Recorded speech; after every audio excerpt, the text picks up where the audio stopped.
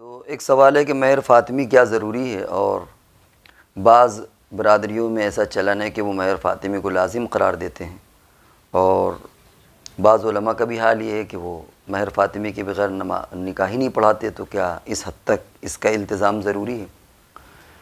جواب یہ کہ شریعت میں کم سے کم مہر کی مقدار متعین کی گئی ہے، زیادہ کی کوئی حد نہیں ہے، اور کم سے کم جو مہر کی مقدار ہے وہ 10 درہم، جو تقریباً آج کے وقت میں 31 گرام چاندی بنتی ہے۔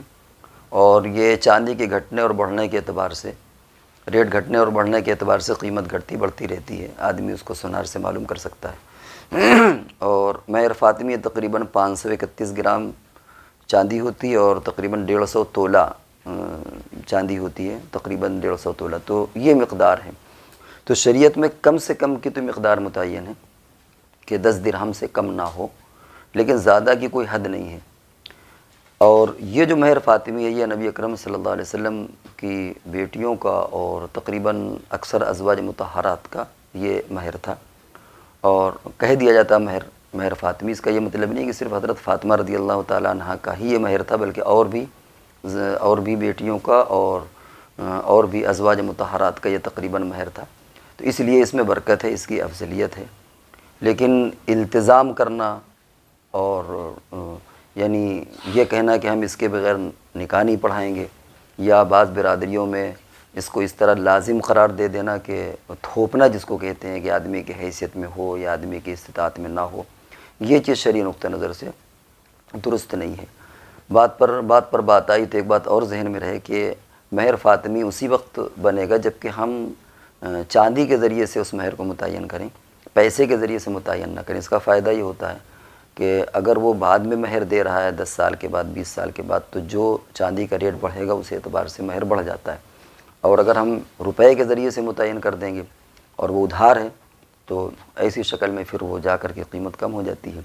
تو بہرحال خلاصہ یہ کہ مہر فاطمی ضروری نہیں ہے، مہر کی کم مقدار متعین ہے، زیادہ کی کوئی حد نہیں ہے۔ اور یہ بعض برادریوں میں التزام کرنا یا مجبور کرنا لوگوں کو کہ اسی پر نکاح پڑھایا جائے، یہ بھی شرعی نقطہ نظر سے درست نہیں ہے۔ اور بعض علماء کا یہ عمل کہ وہ مہر فاطمی کے بغیر نکاح نہ پڑھانے پر اصرار، یہ بھی کچھ غلو سا معلوم ہو رہا ہے۔ غلو سے مراد یہ ہوتا ہے کہ زیادتی، کچھ شدت، یعنی یہ کچھ تشدد سا لگ رہا ہے کہ بغیر اس کے آدمی نکاح نہ پڑھائے۔ تو اس لیے ہمیں مہر کے تعلق سے یہ بات ذہن میں رکھنا چاہیے۔ آخر میں ایک بات اور مناسب معلوم ہوتی ہے، وہ یہ کہ اگر کہیں ایسا مہر کے بارے میں کچھ لوگ طے کر لیں کہ یہی مقدار ہو، تو ایسی شکل میں پھر میاں بیوی یا برادری بہت زیادہ مزاحمت نہ کریں۔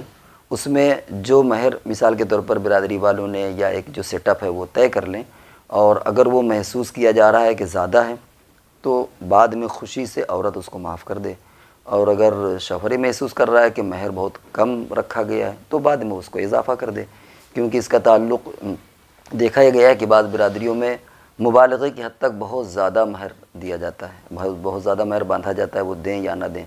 اور بعض برادریوں میں بالکل اس کے برعکس ہوتا ہے کہ شبہ ہوتا ہے کہ وہ اقل مقدار بھی مہر بن پایا کہ نہیں بن پایا، اتنی کم مقدار ہوتی ہے کہ دل مطمئن نہیں ہوتا۔ تو یہ دونوں افراط اور تفریط سے مراد ہے کہ یہ ایک اس حد پر ہے اور ایک اس حد پر ہے۔ تو شریعت نے آزاد چھوڑا ہوا ہے، اقل مقدار، کم سے کم مقدار متعین ہے، زیادہ کی کوئی حد نہیں ہے۔ اور مہر فاطمی کی برکتیں اپنی جگہ پر ہیں، لیکن یہ نکاح کے لیے ضروری نہیں ہے۔